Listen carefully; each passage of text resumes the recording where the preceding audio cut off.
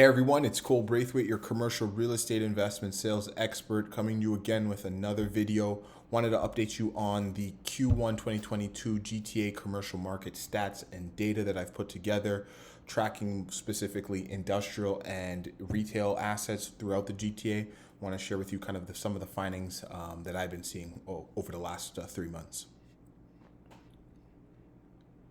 So if we take a look at the data on the retail market, what I did is I took sales transactions over 10,000 square feet in size. And we saw this year, in the first quarter of the year, 12 transactions. That's down 14% from last year, which only had about 14. Now, what I like to do is on any given year, specifically with retail, we see a lower transaction volume just from the nature of the investment asset class, in the sense that many owners tend to hold these assets a lot longer, and it's not necessarily indicative of the interest or the investment opportunity sales it's mainly just the lack availability of options that are available that change hands. So they typically trade on a lower amount level, but this is something historically we're seeing on average of what we've been receiving really over the last 5 years. Sales volume, again, down 12%. 200 million, roughly about 200 million in total sales volume in this recent quarter, compared year over year to 227. Again, you can look at this as roughly about the same in terms of a flat number, in terms of the number of sales volumes. Pricing hasn't increased as much with it. We're still seeing on average, based on the number of transactions, the same values roughly you're getting that you did last year.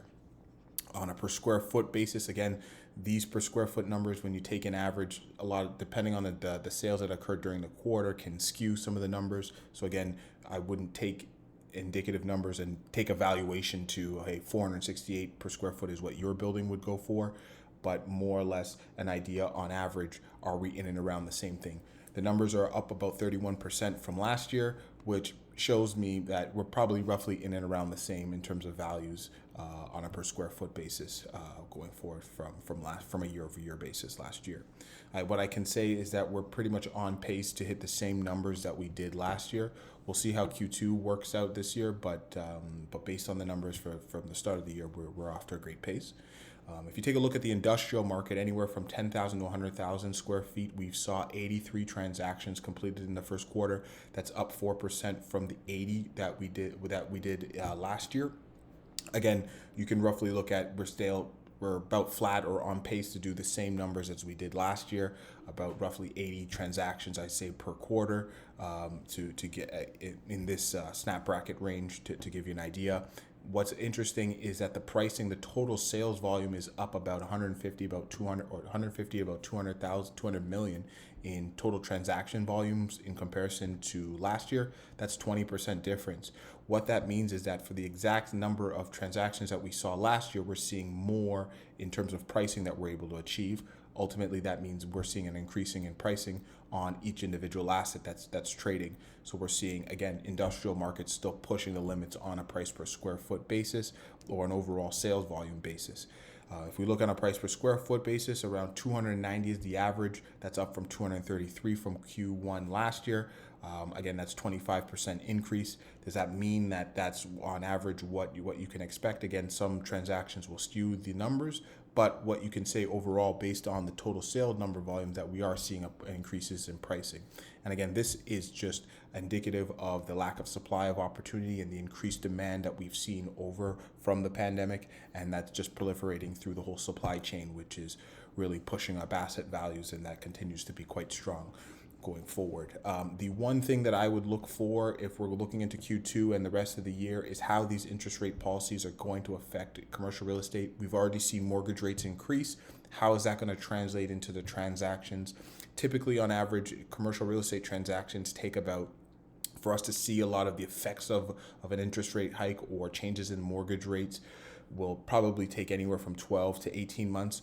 I anticipate to start to see some cracks maybe in the 6-month range. So towards the end of this year, we'll see how Q4 changes out in terms of the number of sale volumes. If things stay to say still, we'll see how resilient the market is and how they can the increase in mortgage and interest rates can affect values going forward. So that'd be the one thing that I would take a look at going forward. But overall, we've seen increased demand, specifically on a lot of our listings and a lot of activity that we've seen over the first quarter. There's multiple offers on majority of the properties. There's intense demand. If it's a well-located, well-designed asset and it's priced correctly, you're going to get a lot of interest, as a lot of buyers are looking for opportunities in the market today. So it's a great time to be a seller. And for buyers, there's great opportunities definitely coming in the market. You just have to be a little bit picky and choosy between what you decide to pay for it. But if there's a great opportunities that come available, don't be afraid to jump on them, as I think you'll do well over the long term. So just wanted to reach out to you and share with you the information here. This data, if you're part of the email list, will be as an attachment to the email so that you can take a look through it. If you are just a subscriber on the YouTube channel, reach out to me. I can send you a copy of it. That way you can go through. I have some little more market information and data and some notable transactions that you'll see within the report. But if you have any questions, you can let me know. And until next time, take care.